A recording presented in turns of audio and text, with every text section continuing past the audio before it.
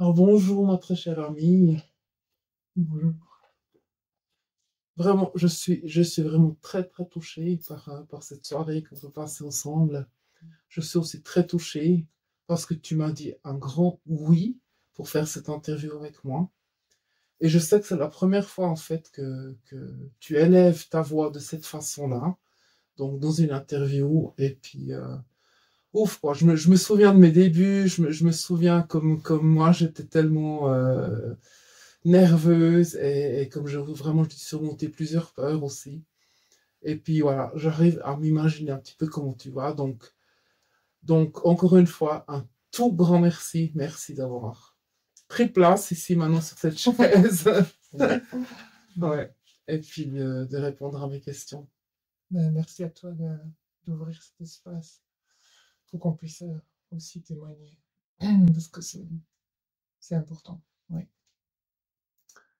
Ben, en fait, tu m'emmènes à ma première question que j'aimerais bien te poser. Pourquoi est-ce que tu as pris cette décision de parler aujourd'hui et puis de faire cette interview avec moi ou même avec d'autres personnes. Enfin, voilà, d'élever ta voix. Mhm. Ben, moi, ça m'a tellement aidé quand j'ai pu entendre d'autres témoignages et voir que j'étais pas seule. Ça m'a aidé aussi à comprendre vraiment des choses sur ma propre histoire. Et donc, moi, j'ai envie de faire ma part aussi aujourd'hui. Donc, si ça peut aider d'autres. Et puis, une autre chose, évidemment, aussi, c'est de pouvoir faire prendre conscience que ce genre d'histoire existe vraiment pour de vrai, même si ça paraît totalement incroyable et, euh, et même si c'est très difficile à pas envie de dire imaginer, mais à percevoir parce que c'est compliqué. J'ai déjà plus de mots pour en parler. Parce que c'est tellement normal que ça soit incroyable parce que c'est très, très dur. Hein. Ça y est, je sais pas. Si je vais arriver à trouver les mots justes, je vais faire comme je peux, je crois, aujourd'hui. Ouais, c'est très bien. Je comprends tout à fait ce que tu veux dire. Et puis, justement, tu parlais enfin, tu disais quoi, que toi-même, ça t'a aidé à comprendre ta propre histoire, du fait que tu écoutais peut-être des témoignages d'autres survivants et survivantes de violences ritualisées, parce qu'aujourd'hui on parle de violences ritualisées. Ouais. Sur ma chaîne, je parle de violences ritualisées. Et donc, ça t'aide à comprendre ta propre histoire. Est-ce que tu nous partagerais ton histoire? Est-ce que tu nous raconterais ce qui t'est arrivé? Ok, donc moi je vais essayer de planter le décor un peu. Donc moi j'ai grandi dans une prison de Wallonie parce que mon père travaillait dans cette prison, donc il y avait un logement de fonction sur place. Donc j'ai grandi là-bas et pour moi il y a beaucoup de choses qui se sont passées là-bas. Donc j'étais enfant, j'ai commencé par être abusée par mon père. Et ensuite, je crois qu'il y a un chat qui va venir se mettre. Tu peux venir vraiment. Ben, viens, Minet. Voilà. Merci le chat. Voilà. Ouais, merci le chat. Peut-être qu'on peut essayer de parler un peu plus fort pour Ok. la caméra. Oui. Là, ouais. Ouais. Donc j'ai grandi là-bas. Donc j'ai été agressée tout bébé déjà par mon père. Donc agressée sexuellement, bah, moralement, physiquement. Mais il n'y avait pas que lui. Donc il y avait plusieurs personnes en place. Pour moi, là-bas, il y avait l'aumônier. Euh, ah là là. Bon, il y avait l'aumônier, il y avait le médecin, la sous-directrice, et donc le directeur qui était mon père, qui organise des soirées dans lesquelles ils abusaient et torturaient les enfants. Il y a d'autres personnes aussi qui venaient dans ces soirées Euh, je sais pas comment je peux dire ça pour profiter de la fête. Mhm. Pour, euh, pour agresser. Donc j'ai été moi-même agressée, j'ai vu d'autres enfants se faire agresser. Et oui, c'est ça. Aujourd'hui, je voulais parler de ce système. C'est important, je l'explique. Comment ça fonctionne. Donc en tant qu'enfant pris dans ces systèmes-là, on est conditionné et on est dressé, je sais pas quel mot mettre, à agresser les autres enfants aussi. Et c'est peut-être ça la chose la plus difficile et la plus choquante. Et d'ailleurs, c'est pour ça qu'ils le font, c'est parce que on se retrouve encore plus choqué, encore plus dissocié, encore plus coupable. C'est un système très pervers et j'aimerais arriver à en parler de façon plutôt neutre, sans émotion. Parce que pour moi, c'est vraiment comme une mécanique, et j'ai l'impression qu'en entendant d'autres, je retrouve le même mécanisme. Et c'est ça que je me dis. Pourquoi parler de ça? Ben, pour que justement on puisse en donner, en avoir conscience, en prendre conscience, que ça puisse s'arrêter. Mhm. Moi, je parle Mhm. de ma propre histoire, mais je veux dire, aujourd'hui, je sais que ça continue pour d'autres. Donc, c'est pour ça que c'est important de pouvoir décoder tout ça. Mhm. C'est ce que tu fais aujourd'hui, quoi. Merci beaucoup. En fait, tu parles d'un mode opératoire hein, de ces criminels, parce que Oui. c'est de la criminalité organisée. Donc, tu parlais de ton père, d'une sous-directrice, etc. Mais nous, ces gens étaient tous sur place. Donc, c'était comme, tu trouvais pas très bien le mot. Moi, je trouve des fois, parfois, je trouve pas, mais moi non plus. Mais c'est Mm. comme une éducation, en fait, que tu as dû subir. Et qu'est-ce qu'on a comme échappatoire quand on est enfant? On n'en a aucun, quoi. On est livré Mm. à ces personnes qui nous éduquent, qui nous programment, qui nous font fonctionner, quoi. Oui, Donc, même moi, le terme éducation, je trouve éducation, ça élève et nous, c'est pas. Je pense que c'est vraiment pas le but de nous élever, mais plutôt de nous amoindrir, bien sûr, de nous utiliser. Moi, j'ai vraiment envie de mettre ce mot dressage. mhm, Ils ont un but précis, qui est de détruire, détruire et d'exercer un pouvoir.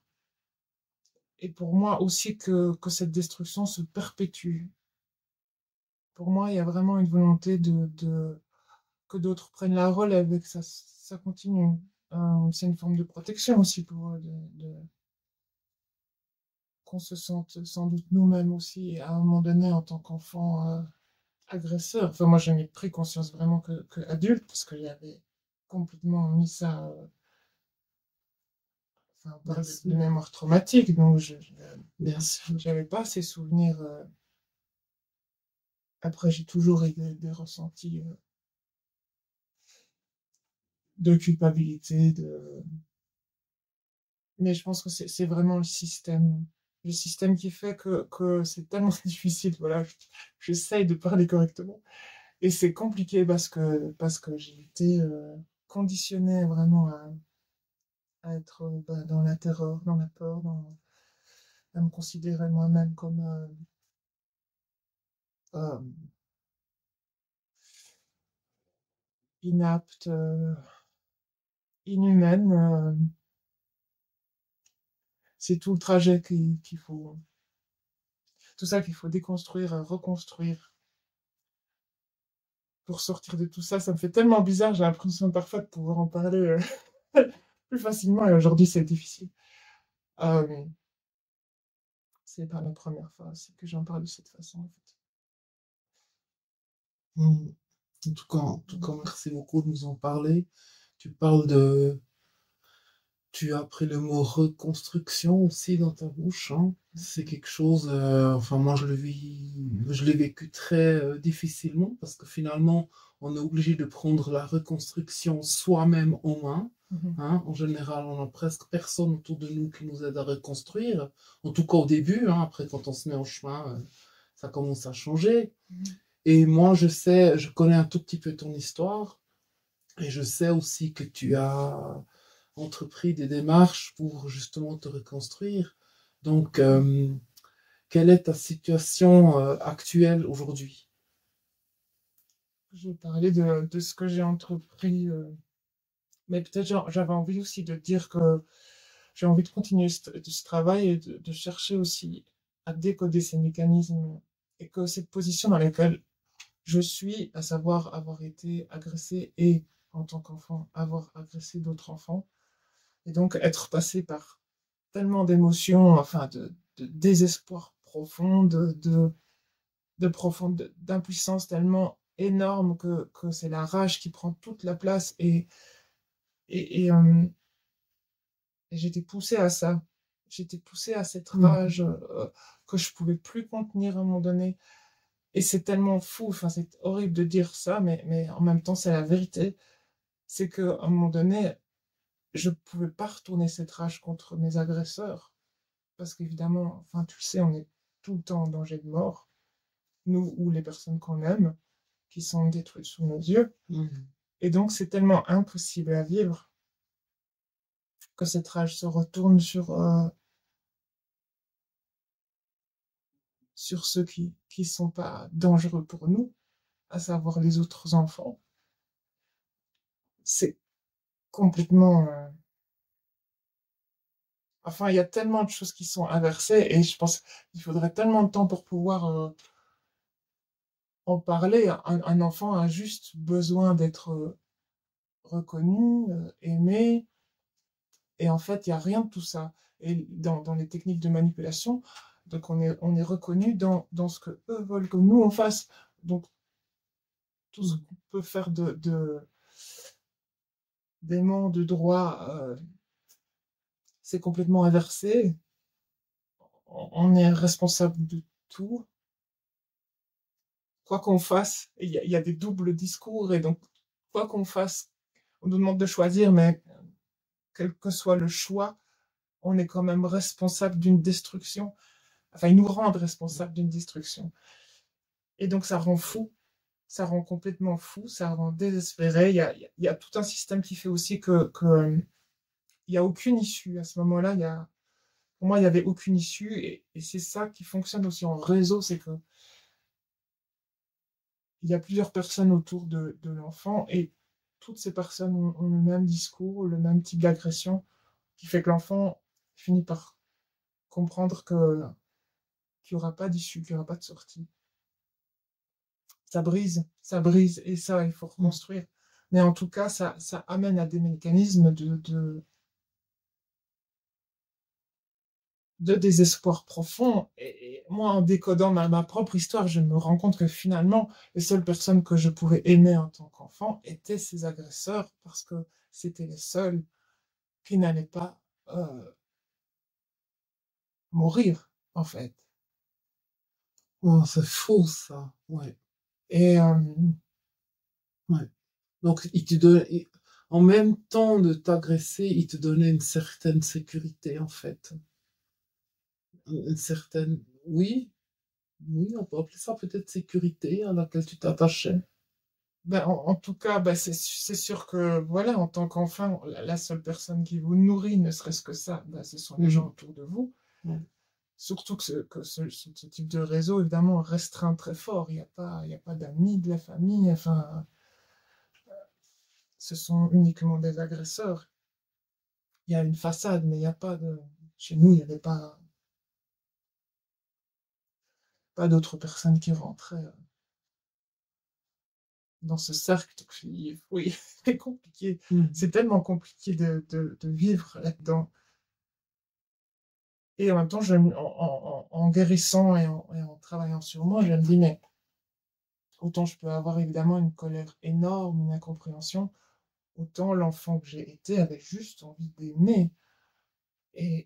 Qui je pouvais aimer, en fait? Qui je pouvais aimer? Donc tout ça est très pervers. Eh oui, tout ça est très pervers. On a l'impression, quand on est enfant, en fait, qu'il n'y a pas d'issue, quoi. Oui, ça Ouais. c'était très clair Ouais. pour moi. Et encore maintenant, je dois tout le temps désamorcer ça. Parce que je me retrouve dans ma vie d'adulte en me disant, mais rien ne servira à rien, il n'y a pas d'issue, tout est dangereux. Non, non, c'est pas vrai.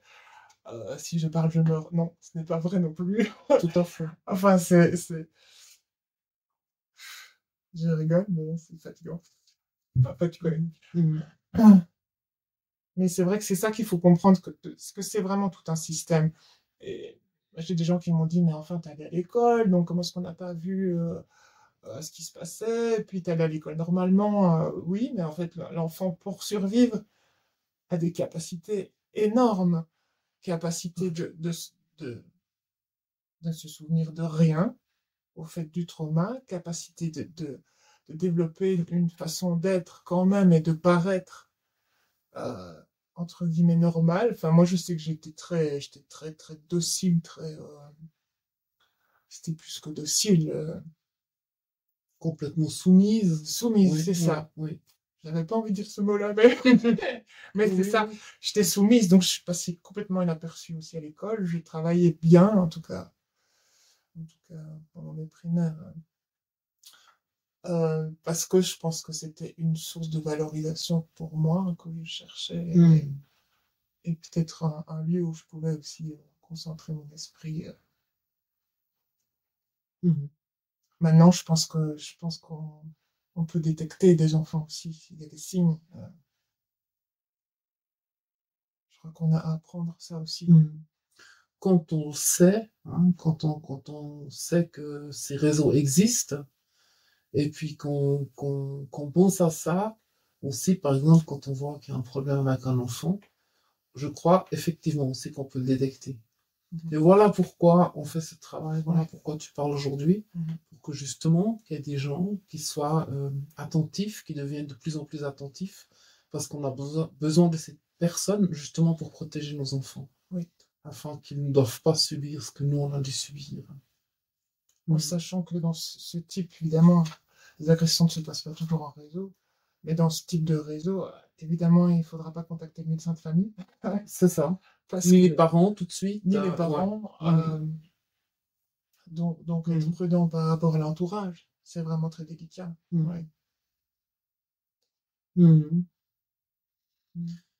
Et donc, justement, tu n'es pas restée soumise.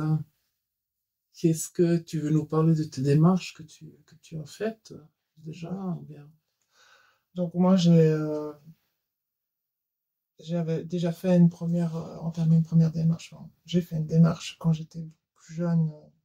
À la vingtaine, j'avais porté plainte contre mon père. À ce moment-là, j'étais vraiment toute seule aussi, puisque personne dans ma famille, puisque c'était une famille agressante, ne m'a accompagnée là-dedans. C'était plutôt le contraire. Voilà, je perds le fil. Donc, ce qui s'est passé à ce moment-là, c'est que j'ai déposé plainte et mon grand-père travaillait en tant que magistrat. Donc, à cette époque, mon dossier a disparu. Je me rappelle que j'étais jeune, c'était encore le temps des cabines téléphoniques, complètement révolu maintenant, mais... Et je me revois encore de cette cabine téléphonique, téléphoner après mon dossier, on me disait, je sais pas qui vous êtes, vous, non, on n'a rien.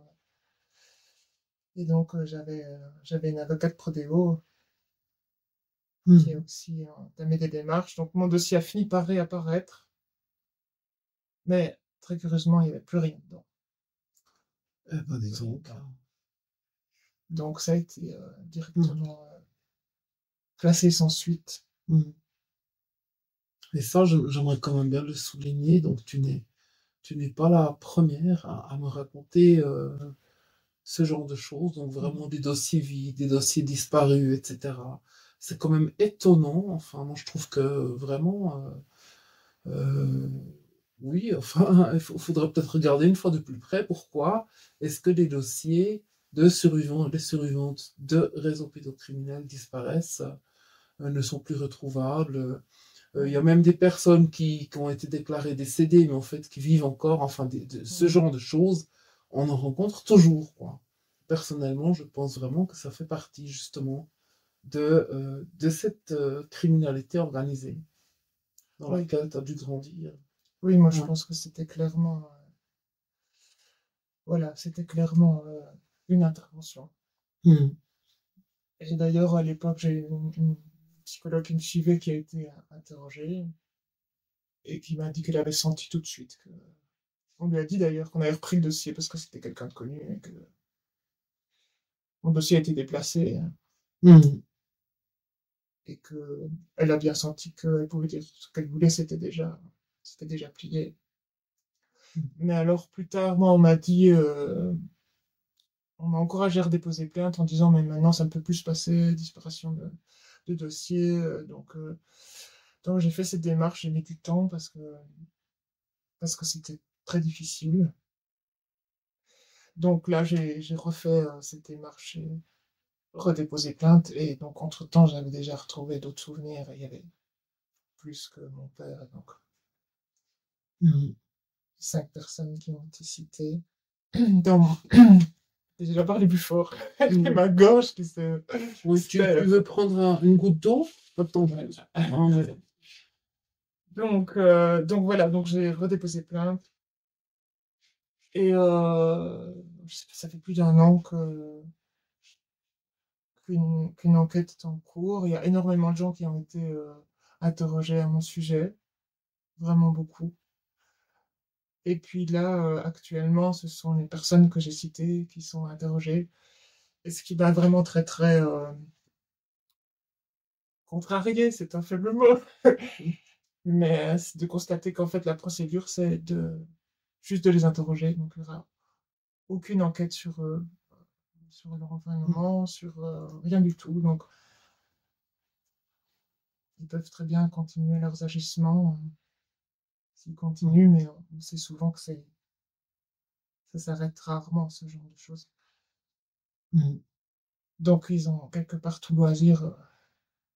Hmm. Et je pense pas qu'ils vont avouer. Hmm. Je veux dire, je ris, mais pour moi, c'est. Je comprenais pas, j'ai tellement posé des questions en disant, mais je comprends pas, en fait, il va y avoir rien d'autre comme. Non. Et alors, comme moi, ça s'est passé il y a un certain temps, et que ma première plainte n'est pas vraiment prise en compte non plus dans la procédure,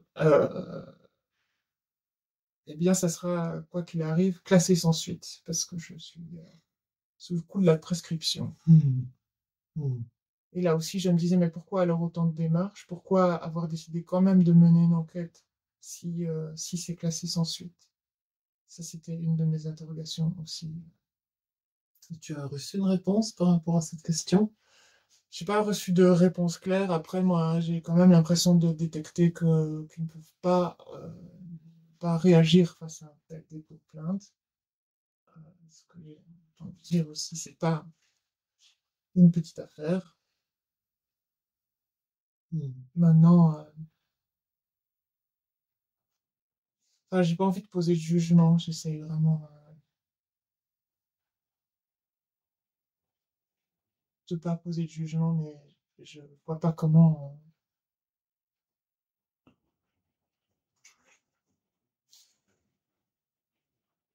Moi, ce que j'aimerais, c'est que ce genre de système s'arrête. Il y a mon histoire, il y a tout ce qui continue aujourd'hui, et tout là où on n'intervient pas, la boucle sans fin de la violence Hmm. continue. Hmm. Hmm. Finalement, tous ces gens sont protégés, ils sont protégés, euh, Hmm. mais quand on parle, on n'est pas protégé. Oui, c'est ça. On est exposé, on est menacé souvent. Hmm. on est poursuivi. Et comme on disait avant, quoi, finalement, c'est toi qui déposes plainte. Et ton dossier, après, il est comme ça grand, hein. Et puis ceux des bourreaux, des prédateurs, ben, il est tout mince, il est tout petit, il y a 2, 3 mois. Ça suffit quand ils disent non, je sais rien. Ouais. Et puis toi, on te prend sous la loupe, quoi. Toi, tu te fais interroger tout le long. Mhm. Donc en fait, c'est le monde à l'envers, quoi. On est, on n'est pas protégé, comme tu dis. Ouais. Ouais, Et je pense qu'il y a ouais. vraiment, vraiment des gens qui font très bien leur travail et qui ont dans cette optique de faire avancer les choses, mais je pense que ça bloque à différents niveaux. Mhm. Oh, ben, déjà rien que l'étiquette violence ritualisée, déjà rien que ça n'existe pas. En tout cas, chez Ouais. nous en Suisse, je pense pas que c'est différent dans des autres pays, mais enfin, c'est vraiment déjà rien que ça, quoi. C'est tellement difficile à déposer plainte contre la criminalité organisée. Ouais. Et pourtant, tout le monde en parle, enfin beaucoup en parlent, hein, mais Mhm. c'est pas encore. En tout cas, la politique ne nous aide pas, la juridique pas non plus. Ouais. Là, on est vraiment seul dans notre dépose de plainte, quand, quand on commence à parler, on est vraiment seul, quoi. Oui, et de Mhm. nouveau, c'est tellement choquant, c'est tellement Mhm. incroyable, et finalement, c'est un réflexe de protection sain. Enfin, je veux dire, quand on n'a pas été dans ces histoires-là, quand on n'a pas vécu ça, un esprit sain ne peut pas s'imaginer que de tels actes se produisent. Ouais, ouais, c'est Donc, ça. quelque part, c'est un mécanisme aussi tout à fait normal, mais ça n'aide pas à, j'ai envie de dire, enrayer, mais ça, c'est un rêve, à enrayer Mhm. ce type de pratique. Mhm. Enfin, Mhm. Mhm. donc, effectivement, il faut en parler. Il faut en parler. Oui. Et plus on est à parler, plus on pourra plus dire que tout ça, c'est juste. Mhm. Mhm. Et moi, j'irais même jusqu'à là, dire plus on est à déposer de plainte, même si c'est classé sans Mhm. suite, comme dans ton cas, eh ben, plus on les pousse à réagir, quoi. Maintenant, je comprends tous les survivants, toutes les survivantes qui ne déposent pas plainte, parce que effectivement, c'est hyper retraumatisant aussi, Mhm. hein. Oui, Vraiment, on est exposé, on subit des menaces et tout, et je comprends vraiment. Mais en même temps, si on a la force vraiment et le courage de le mhm. faire, et peut-être les moyens, enfin voilà, je veux dire les moyens dans la vie, comme toi, moi je l'ai fait aussi, Mhm. et ben, je trouve important de le faire euh, pour justement, pour marquer une position, quoi. Oui. Pour laisser des traces, quoi. Au moins, c'est écrit à quelque part noir sur blanc. Mhm. Au moins ça c'est fait. Personne ne pourra nous dire, ben, vous en avez jamais parlé. C'est une façon d'essayer de faire bouger les choses. Oui. Et je Ouais. crois que moi personnellement, je peux pas. Je me sens tellement témoin de choses qui se passent. Enfin, on m'a dit aussi, ok, bah, t'as déposé plainte, c'est bon, tu peux dormir sur tes deux oreilles. Mhm. C'est juste pas possible. Avoir été témoin de choses pareilles et se dire, je vais continuer ma vie tranquille. Non, Mhm. on l'a vécu, on sait que d'autres sont dedans maintenant. Et moi, je suis parfois peut-être dans mes démarches, j'ai tellement cette pulsion de vouloir faire quelque chose. Donc voilà, il y a ça, et puis il y a d'autres choses à faire. Ce qu'on fait aujourd'hui. Je te remercie pour ça. Et puis d'autres encore. Voilà. Ouais. Mais c'est impossible pour moi de ne rien faire. Et moi, j'ai envie de dire aussi, je suis d'accord avec toi, si on sent que c'est son chemin de déposer plainte, et je pense qu'il y a aussi, c'est difficile, c'est très difficile, on passe des moments vraiment pas drôles, mais Mhm. il y a une force aussi qui est là. Enfin, je sais, moi, je suis ressorti je suis passé 5 heures à la police. Et je suis sorti de là en me disant, mais je suis toujours vivante. Ouais. Et c'était tellement Ouais. puéril. Et je dis, mais, mais je suis toujours là, en fait. Ils m'ont pas tué. Ouais. Parler ne m'a pas tué. Mhm. Et évidemment, Ouais. Ça peut paraître logique pour beaucoup de personnes, mais quand on a intégré Mhm. corporellement une menace de mort constante, parce qu'on grandit là-dedans, quand on est là-dedans, on grandit là-dedans, il y a comme un déclic qui se fait aussi. Mhm. Et ce truc de se dire, ça suffit maintenant, la terreur et la peur, Tout à fait. c'est plus OK de se Mhm. soumettre à ça. Mhm. Mhm. Mhm. Bravo, quoi. Ben, je sais pas. Ouais. Tu t'es mise, en fait, du côté des vainqueurs.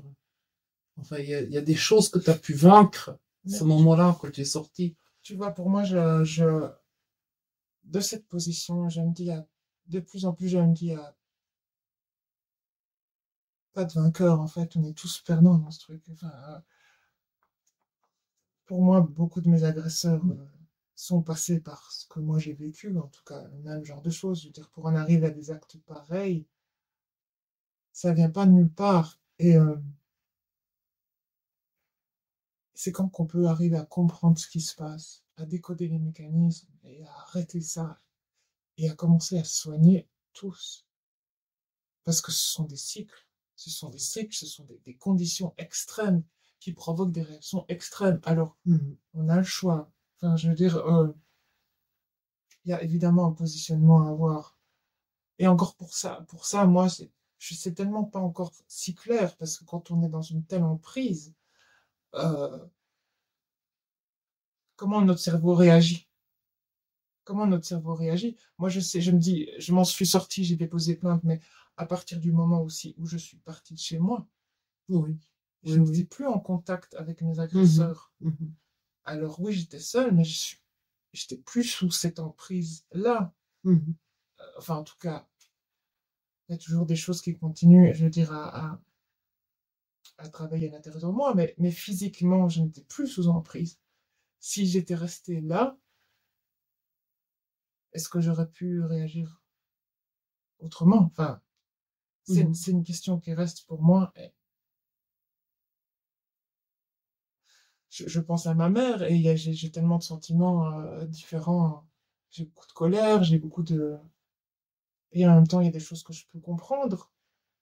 La terreur, la dissociation, la menace de mort, ne pas pouvoir s'attacher à son enfant parce qu'il est sacrifié et il sera torturé sous ses yeux. Mhm. Comment on peut vivre avec ça, à Mhm. part en se déconnectant complètement? Je Mhm. pense que c'est aussi une grande, un grand mal du siècle. On est déconnecté de nous-mêmes. Les traumas provoquent ça. Se retrouve à ne plus pouvoir sentir les choses. Enfin, et donc, ce qui se passe sous nos yeux, enfin, je ne peux pas généraliser, mais je veux dire, c'est une des conséquences du trauma quand même de sortir de son corps, de s'insensibiliser, devenir insensible, de de mettre des murs entre soi et les autres, de ne pas pouvoir voir ce qui se passe en fait. Mhm. Et je me dis, c'est sans doute comme ça aussi qu'on se dit la violence ritualisée n'existe pas. On ne peut pas voir, c'est trop violent. Mhm. Mais nous qui l'avons vécu, on ne peut pas ne pas l'avoir. Enfin, si, ça Oui. s'est passé comme ça aussi. Je veux dire, pendant tout un temps, je ne pouvais pas l'avoir. Je ne pouvais pas en avoir conscience. Mhm. Sinon, je pense que je serais morte. Mhm. On aurait préféré pas l'avoir, quoi. Mhm. Souvent, souvent, quoi. Mhm. C'est clair. Et puis, il y a un Ouais. moment où moi, je sais que dans mes souvenirs et dans mon travail sur moi-même, j'ai ouvert un jour une porte. J'ai vu qu'il y avait d'autres enfants qui étaient concernés et j'ai fermé la porte. Mhm. Donc, dans mes souvenirs. Et je dis non, ça, je ne peux pas voir ça. Mhm. Mhm. Il m'a fallu plus de temps pour arriver à ouvrir cette porte, faire face à ça et continuer à faire face à mes souvenirs, accepter que ça s'est passé, accepter que j'étais là, que j'ai vécu tout ça, que d'autres enfants ont vécu tout ça sous mes yeux. C'est tellement difficile et ça prend du temps. Et c'est ça aussi qu'on dit, mais enfin, pourquoi les gens parlent après autant de temps? Parce que pour certains, c'est pas possible avant. Mhm. Et c'est explicable. Enfin, Tout à fait. Tout à fait. Tu l'expliques très bien, hein. C'est ce qui se passe à l'intérieur Et c'est quand même intéressant hein, qu'on puisse ouvrir cette porte, mais la refermer. Moi, j'ai eu le même mécanisme hein, avec certains souvenirs. Il y a des portes que j'ai fermées pendant plusieurs années. Je savais exactement qu'il y avait une porte que j'avais fermée, je le savais. Oui. C'est une protection. C'est une protection. Ouais. Et puis je pense qu'il faut aussi être à un endroit où on peut être accompagné là-dedans. Enfin, où il y a des gens qui peuvent nous aider à traverser, parce que c'est la remontée des souvenirs, c'est extrêmement violent.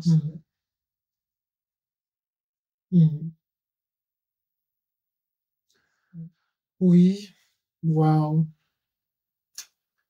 Merci beaucoup. Tu nous as beaucoup maintenant partagé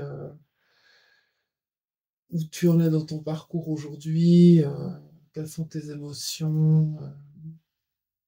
Tu nous as vraiment, tu nous as permis de ne pas seulement jeter un regard sur toi, mais également dans ton intérieur.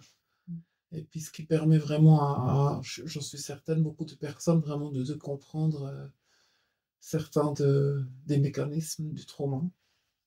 Et puis je suis persuadée vraiment que ce que tu viens de dire, ça va aider beaucoup, beaucoup de personnes. Je suis persuadée, ouais. J'espère. Et c'est vrai que j'avais pas... autant j'ai par moment une faculté de poser plutôt en écriture, mais d'écrire des choses de façon très froide et ce que je n'ai pas aujourd'hui. Et en même temps, je me dis non, mais c'est tellement important que les émotions, même sans être complètement empêchées ou débordées par elles, mais qu'elles puissent avoir leur place, parce que c'est là où on est vivant, en fait. C'est là où on est... Enfin, c'est là où moi, je me sens un peu reconnectée avec mon corps, avec moi-même, parce que... Ce qui a été dissocié très longtemps, hein, pendant beaucoup d'années. Ouais. Juste pour expliquer, quoi, comme tu dis, par moments, tu as des émotions très froides. C'est un mécanisme aussi de protection. Hein. Donc, c'est pas de la méchanceté, c'est un mécanisme de protection. Et de dissociation aussi, par moments, ce qui est tout à fait normal. Donc, par rapport à ton vécu.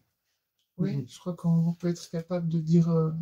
ça joue des tours d'ailleurs parfois. Enfin, oui. Je sais parce que je me rends pas toujours compte de l'état dans lequel je suis. Parfois, en ayant travaillé sur soi aussi, on peut arriver à dire des choses plus calmement après avoir traversé tout ça émotionnellement dans le corps pendant je sais pas combien de temps. Et puis ça s'apaise, ça s'évacue et on peut en parler calmement en ayant fait tout ce trajet-là. Mais du coup, parfois, ça choque certaines personnes parce qu'elles se disent mais comment elles peuvent raconter des choses aussi horribles entre guillemets sans émotion. C'est pas sans émotion, mais c'est tout un trajet d'acceptation, de revivre, parce que c'est ça le souvenir qui remonte, on revit dans le corps ce qu'on n'a pas pu sentir à ce moment-là, d'accepter ça, d'accepter que ça s'évacue et ça libère. C'est peut-être important de le dire aussi, les traversées sont difficiles, mais après, j'ai l'impression d'avoir des espaces libérés, de retrouver une énergie, de retrouver ma vie, enfin, parce que la mémoire traumatique, c'est une vie volée, finalement. Une vie dont on ne se souvient pas absolument qui on est, ce qu'on a vécu, d'où on vient même parfois. Enfin, il y a tellement de choses à dire, en fait.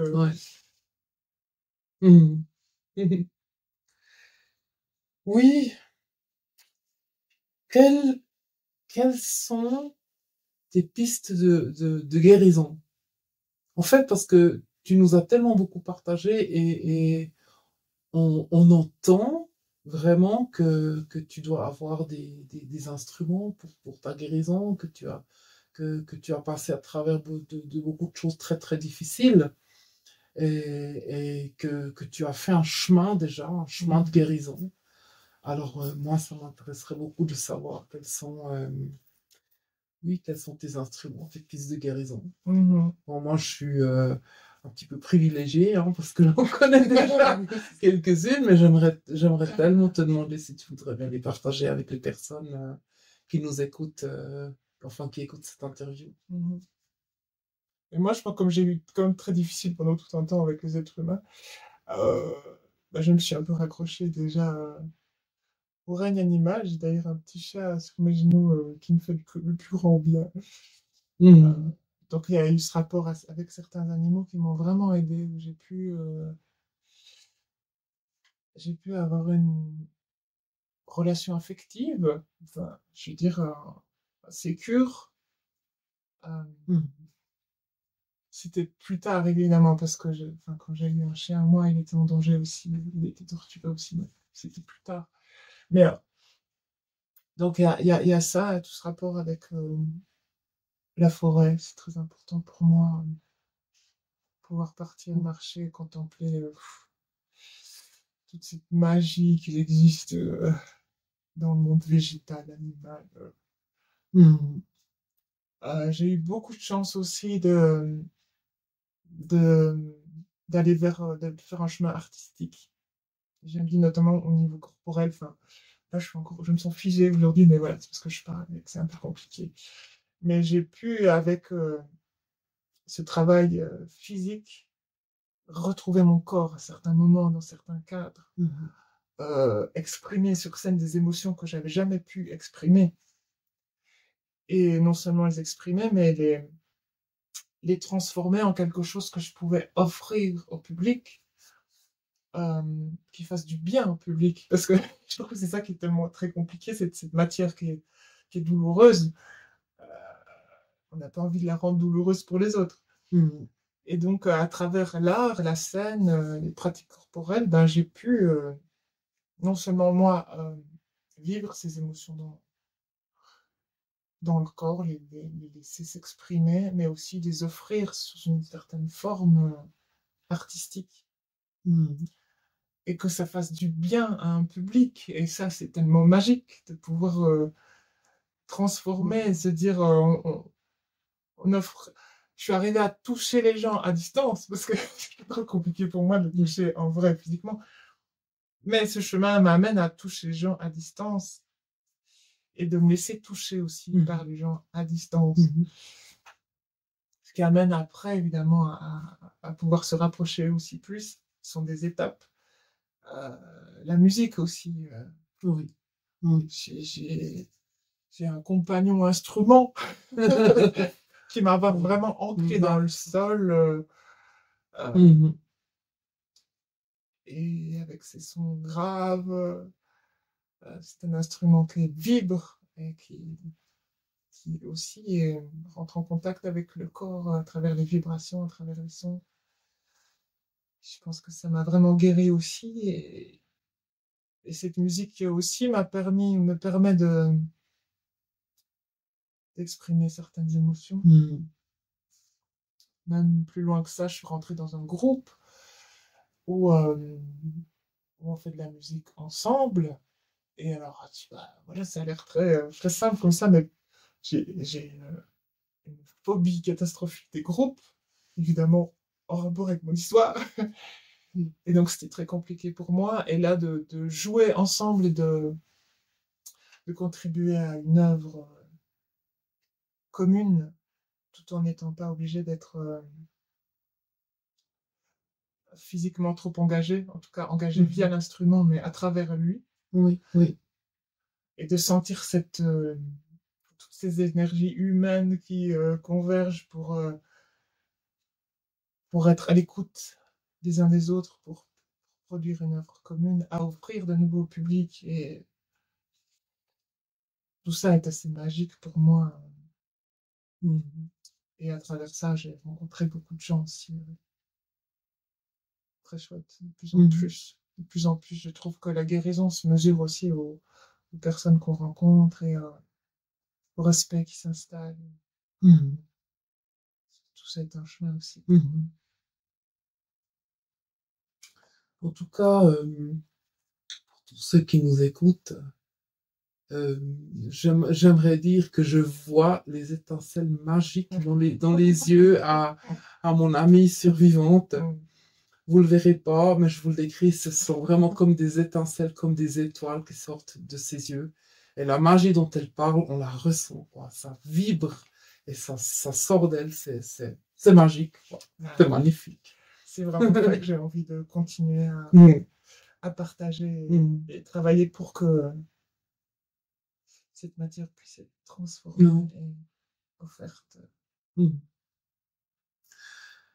Avant de te demander si tu as encore un message pour les personnes traumatisées, j'ai encore une question à te poser. Est-ce que euh, la connexion ou bien des amitiés avec des survivantes et des survivantes, est-ce que ça t'aide? Oui, donc ça vraiment, vraiment beaucoup. Donc comme je te disais, j'ai commencé par entendre certains témoignages. Ça m'a tellement aidé, le courage de ces gens. Et puis, au fur et à mesure de la guérison et de ma propre libération de parole aussi, ben, j'ai commencé à rencontrer d'autres gens. euh, et maintenant, on est plusieurs à se soutenir, à être en contact, à partager nos chemins. C'est encore vraiment très chouette. Hier, on se dit, ça fait un moment qu'on se voit, qu'on s'écoute, qu'on se dit des choses belles, des choses difficiles, et qu'on s'aperçoit comment on avance les unes les autres. Mhm. Et c'est tellement beau et encourageant de voir. Peut-être parfois c'est plus difficile, en tout cas pour moi, mais je crois que je suis pas la seule de le voir, de percevoir ça de soi à soi. Mais on agit en fait un peu tout en miroir, en se renvoyant ce qu'on perçoit de l'autre. Oui, oui. Et je crois que j'ai jamais partagé autant de choses vraies, avec des valeurs auxquelles moi j'adhère, grâce, c'est étrange de dire ça, grâce à toutes ces histoires très compliquées. Il y a beaucoup de choses qui sont développées de, oui, peut-être de qualité que je perçois chez les autres, que moi j'ai envie aussi de développer chez moi. Et oui, c'est magique ce soutien. J'aime bien dire on est en cordée. Et donc on est en cordée et quand il y a quelqu'un qui chute, ben voilà. On chute pas tout en même temps. Ouais. Et donc on peut se relever. On peut se relever en étant là. Bien sûr, c'est pas une baguette magique. Bien sûr, tu sais bien, parfois, on est quand même seul et c'est important d'aller chercher ses propres ressources à l'intérieur. On est invité à faire ça. Mais on sait quand même que les autres sont là. Magnifique. Et Mhm. oui, c'est très important. Mhm. Mhm. De pouvoir être là aussi. Je pense qu'il y a des personnes qui sont à différents endroits sur leur chemin et de pouvoir être délicat, des oreilles délicates. Certaines personnes ne pas raconter trop sa propre histoire, mais juste écouter là la personne est. Mhm. Parce qu'effectivement, on ne peut pas. Tout ce phénomène de prise de conscience de sa propre histoire prend du temps et chaque personne a son propre timing qu'on doit respecter.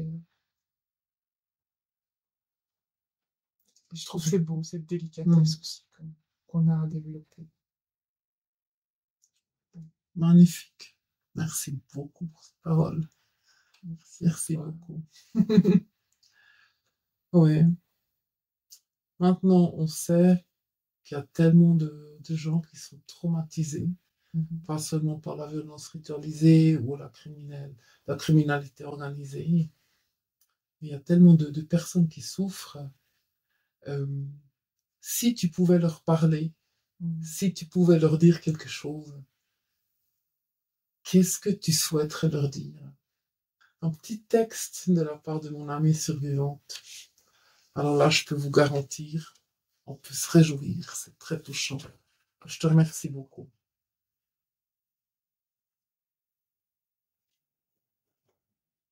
À toi qui as traversé, que puis-je te souhaiter? De la tendresse? Oui, peut-être de la tendresse comme comme une main tendue, une patte de velours douce et légère, venue pétrir tes blessures pour en alléger la trace. Une tendresse comme une surprenante note au milieu d'une drôle de symphonie. Croche, double croche, accroche-toi à ce qui compte. Et compte, oui, compte combien de tempêtes tu as déjà traversées. Et si tu ne vois rien autour de toi à quoi t'accrocher, laisse dériver tes yeux le long de cette eau fugace, de ce ruisseau joyeux. Il se joue des brisants, abreuve les terres brûlées, il se faufile et file partout là où il veut. Il déborde de tous les côtés et là, personne ne peut l'arrêter. Et si tu ne vois rien autour de toi, laisse dériver tes yeux. Laisse-les lentement grimper, cil par cil, tout en haut de ce chêne tortueux. Laisse-les parcourir sa chevelure épaisse, abritant merles et moineaux. Sache que chaque printemps fait pousser les arbres de ces champs d'oiseaux. Vois ces hautes et puissantes montagnes, assises depuis si longtemps. Elles apposent leur bienveillant regard de neige sur nous, et pourtant certaines abritent des volcans. Résiste, roule, rampe, avance, escalade tes propres rochers. Tu y verras plus long, plus loin et plus serein. Je te souhaite toute la tendresse d'un ciel étoilé, patient, qui continue d'illuminer chacune de tes cadences, chacune de tes traversées.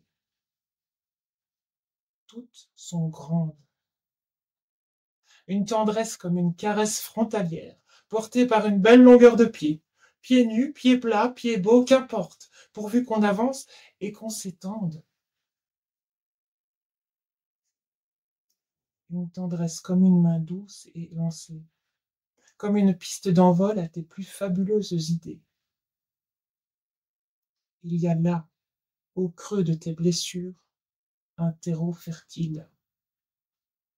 Crois-moi, crois. Continue à croire, continue à croître. Crois, crois, corbeau caduc est toujours là. Je te souhaite une tendresse qui chatouille, chamboule, réveille et ravive les corps engourdis. Une tendresse qui claque, capable tout à trac d'attraper au vol les vents en grappe pour en recueillir leur force, en dégager leur rythme et poser des cataplasmes sur les cataclysmes. Une tendresse comme un amoncellement de lumière, ricochant sur tous les murs de béton qui se dresseront devant toi.